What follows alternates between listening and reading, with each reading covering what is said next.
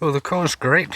We've actually taken our first basketful of corn, and that's over at Jib Joy's place. Jib Joy's with us for Songkran, and that's going to get cooked up tonight because we've got a karaoke evening with DJ Hass, my brother-in-law, Tailandese brother, directly across the road. So there's the corn. It's going great guns. Talani was actually a little bit disappointed. She was concerned it wasn't getting enough water, but you can see these guys. These are a good size. And she's already taken a basketful. So, yeah. How about a scale of me versus the corn? This corn here is a good couple of feet taller than me.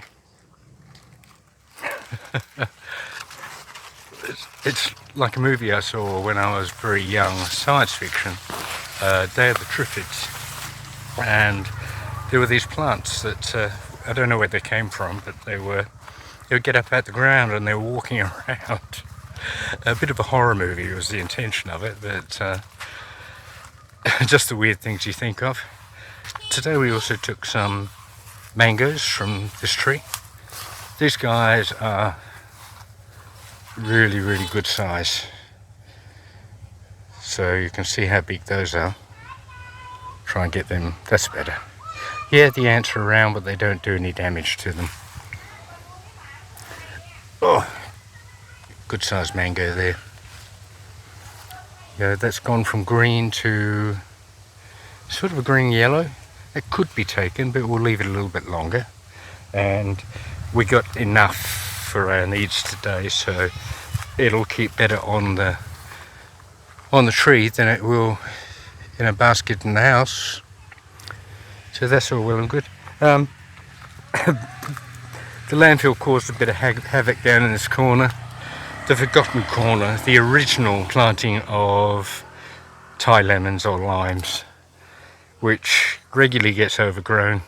As you can see, at one stage it was well irrigated and everything, but the pipework got cracked a long way back towards the house. Gets overgrown, it's hard to get in there.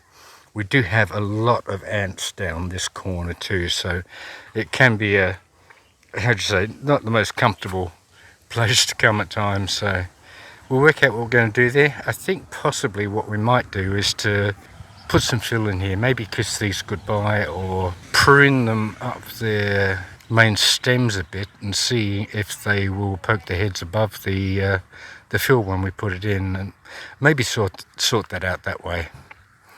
You don't have to worry about banana plants. Like, the fill was only in a couple of weeks ago, barely a couple of weeks ago, and the fill went in and went on top of a lot of banana plants, but as you can see here, they just come up everywhere. You can't kill them. They're amazing. And something you haven't seen as yet, you knew that we were already starting to grow here. Well, if I just pull back a scale, that's better. Here we have more tua, snake beans. Talani got that cultivated. I think I showed that to you in a previous video, and she put in the tua. Well, they were starting to come up to the point where they're going to start to look for something to climb. So I spent a couple of days putting up this bamboo framework here, cutting a lot of bamboo from my brother-in-law's property. He's got one copse of bamboo that's dying, so he said take as much as you need. So I did that. It took a while to put together. As you can see, the two are looking good, all looking very good. So still got to put some netting on that so they've got something to attach to, but that's all well and good. That's coming. As you can see, we're watering at the moment, but that's actually being watered by the solar. Now, this is not our solar pump, but the solar pump which is over on Jib Joy's property, the next property over. Over there, we were using that pump to put water on both sides. The other side to Sister Rat's property, where we've got some seedlings going, and then what we call Road Manow, our property this side of Jibjoy's, so everything there. And we were using it to put water into the rubber trees here as well, and they've pricked up a lot with that watering, so that's great. As the distance is increasing, we thought, oh, Mem did her cultivating and she ran the cultivator right down this fence line. This is the area of landfill. She's created a channel down here. We put the water in at the top. You can just vaguely see the blue poly pipe coming out of the lemon trees, which is where sometimes it runs to give them water in their channel. But it's emptying into the channel here along the fence up at the top end, and it's running down past where we're standing and down to the snake beans. And Talony's got a knack for channeling water. So it goes through the channels that the cultivator has made, but then she'll make cross channels, and she seems to read the fall of the land quite well, and she manages to get the water to go everywhere. At times you think, oh, it's not going to go somewhere, but as the level increases in a couple of the channels, then it overflows into the other ones you didn't think was going to get it. She's already worked that out. But the other thing she did, because we've got the channel here and the water running along it, and the intention originally was that all along this borderline we're going to have banana plants. We have some up the top there now, but she didn't stop there. She put some chilies in up there and some papaya plants, and then she had a packet of cucumber seeds. I'm not sure if they're the local ones or some that I brought from Australia, long telegraph ones, but we're about to find out. So she planted all those all along the edge of this channel too, and that's them there now, a whole row of them. So this morning I got out and I was chopping up more bamboo, and I made a framework for these to climb on because they'll need something to go up as well. I did have some plastic netting that's been sitting around the home for about 3 years. Keeps getting rolled up and put places, then the grass grows up through it and I have to untangle it again and change where I put it. And anyway, I thought that's enough of that. This will be okay for the cucumbers on a single-sided frame like this. When I say single-sided, I guess I'm trying to suggest that it's not an A-frame like the snake beans are. So we'll most likely get cucumbers both sides of that, but they're single uprights. That'll work well. That'll do the job for those. That won't be any drama. So they're all coming up. So the bit of the story we had with the needing landfill for here, ending up with a third dam on the property and filling that, the solar powered 51 metre bore pump and how that was working is going great guns. Then the development of this area. No sooner had Mem got this fill in here, and then she had it sort of ploughed and levelled, then she was busy planting things. Some of the banana plants that got sort of uprooted from places because of that landfill, particularly down there, but there were some from other places in the property. You can see them all here. They don't look pretty at the moment. They will do. Once they get their roots in, they'll go off great guns like the other ones. So we've got chilies and papayas here, papaya, they call papaya here. And here's another group of beds with a vegetable that they use as a supplement for things like noodles and stuff. So they're all going well. Everything's happy. The couple of bits of rain that we've had has really greened up everything. So it's been time for me to start cutting again.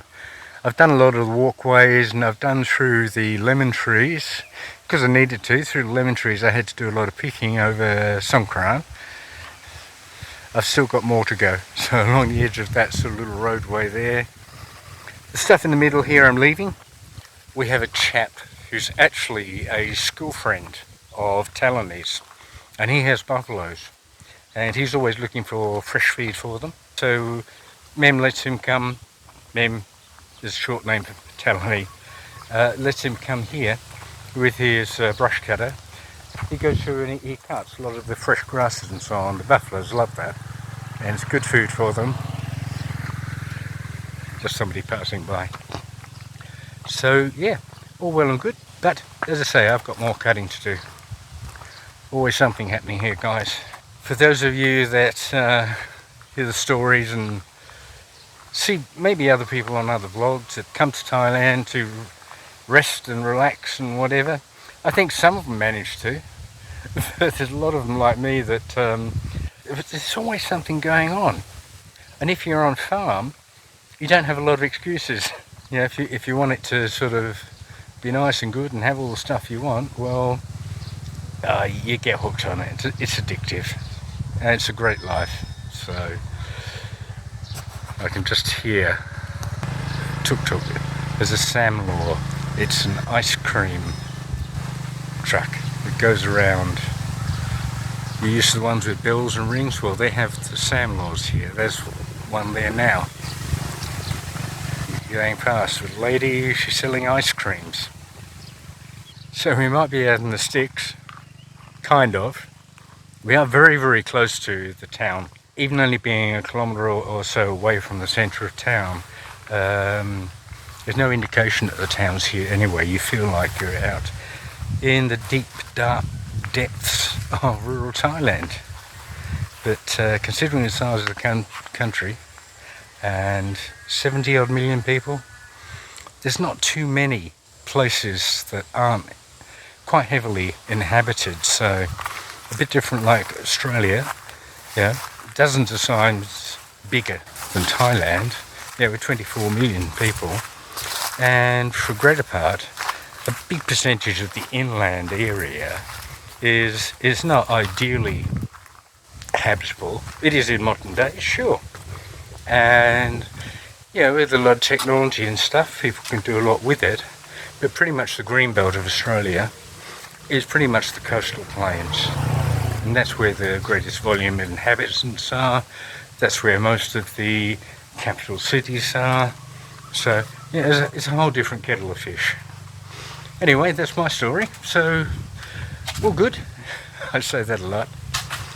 We have got mangoes going everywhere. And if I just from this side, you've seen them from the other side, you saw all the blossom when it came. Well, the blossom's gone, and we had the small mangoes strike, the fruit strikes, I guess is what you say. And that's at the stage that it's at now. It's coming along great guns. You see there is a lot of fruit on these trees.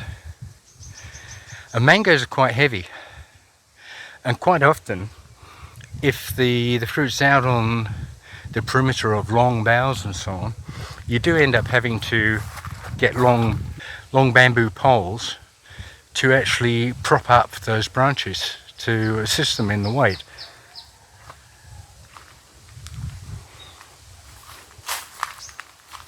I have to be careful. I'm taller than Talani and most of the other people's around, but I walk through here and I get donged on the head with these low-lying fruit.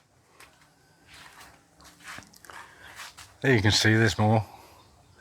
They're up on the roof of the house too, so I have to get up on a ladder occasionally and just check that there aren't any ripened fruit up there that I need to take off,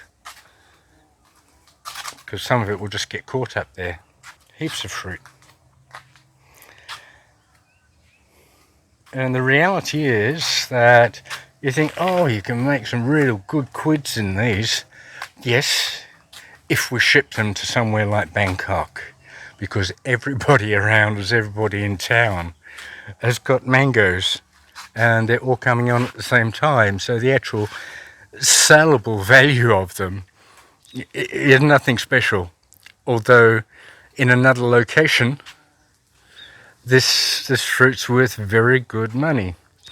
But as I was talking about the weight of the fruit, you can see there's a branch here that's really struggling. That's come from further up, and it's getting weighed down with the fruit. So Townley's got a couple of bamboo poles supporting some others there, or it'd be on the ground. There's another pole there holding up a bough. But that's all cool, guys. We're all great. We had 38 today. It's about 36 now, and I've got 2 weather apps on my telephone telling me that it's 36 degrees now, and the other one tells me that it's going to be 28 and raining. Now, it has become overcast, which is probably an indication that there might be a front of something around the place. But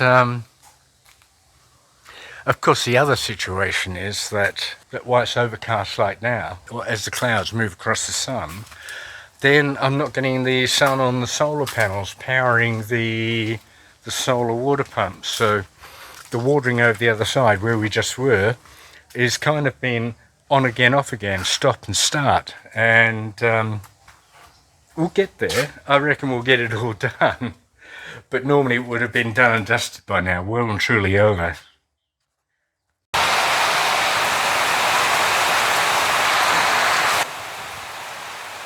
Well, sometimes it rains in Thailand.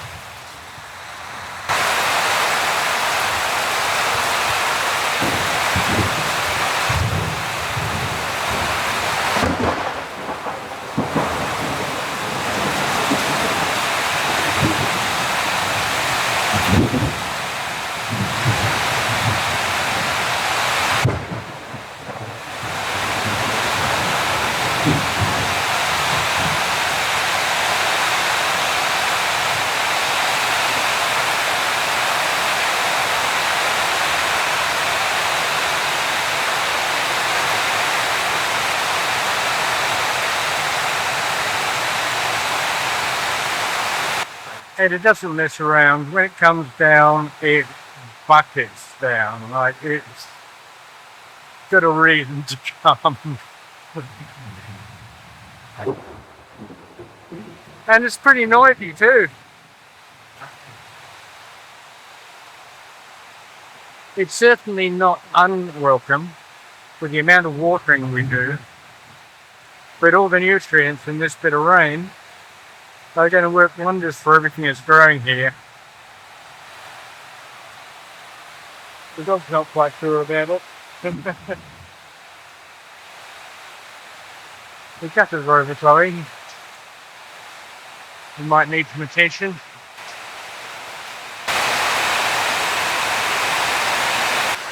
Morning, right? Noise in here. We're going to have to go before 6. And I was busy making my coffee. And then it became really noisy. And we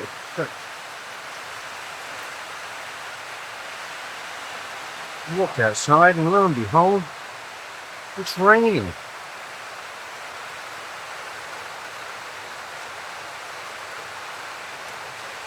Oh dear, that's a problem. I won't be able to go and do the watering on the foot for the first rain. And you can hear quite noisy on the tin roof.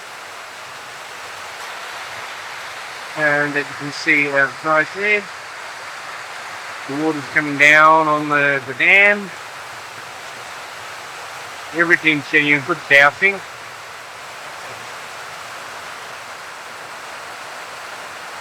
And that's very, very welcome. Because not only is it everything getting a good watering, but it's also getting a good fruit of nitrogen and various elements like that are floating around in the atmosphere.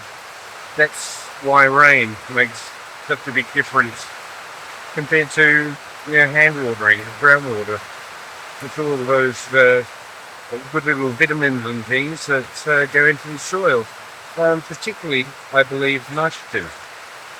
All that stuff floating around in the air, and when the rain comes down, it goes into solution in the rain, hits the ground, and it's a tonic, and a real pick me up. So won't be able to do the walking today. Oh, so sad. Just joking, guys. You go take care and we'll catch up with you later.